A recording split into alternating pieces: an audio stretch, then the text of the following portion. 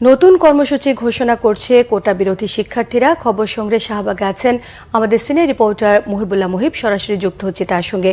মুহিব, শিক্ষার্থীদের নতুন কর্মসূচি সম্পর্কে আমাদের জানাবেন।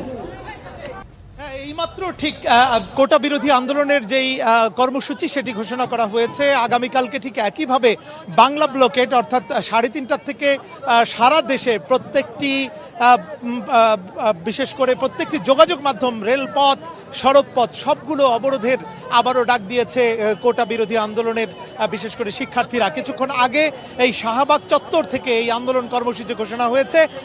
আপনাকে জানিয়ে রাখি, দিনভর সারা দেশে অনেকটা বিশেষ করে ঢাকায় যোগাযোগ ব্যবস্থা কার্যত অচল হয়ে পড়েছিল।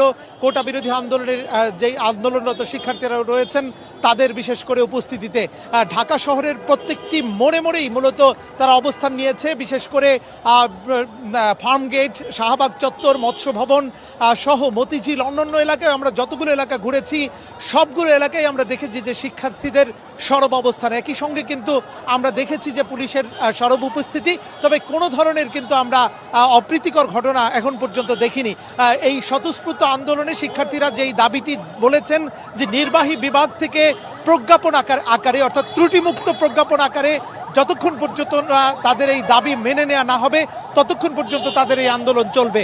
আগামী দিন ঠিক 3:30 থেকে এই একই ধরনের বাংলা ব্লকেট কর্মসূচি আবারও পরিচালনা করার কিন্তু কর্মসূচি ঘোষণা করা হয়েছে। সেই কর্মসূচি কতক্ষণ পর্যন্ত চলবে, কয়টা পর্যন্ত চলবে বা সেটি কখন গিয়ে থামবে সেই বিষয়ে কিন্তু স্পষ্ট কোনো নির্দেশনা ছিল না আজকের এই কর্মসূচি ঘোষণা অনুষ্ঠানে। তো এই ছিল আমার কাছে শাহবাগে বিশেষ করে আন্দোলনরত শিক্ষার্থীদের আন্দোলন শেষে কর্মসূচি ঘোষণার সবশেষ তথ্য।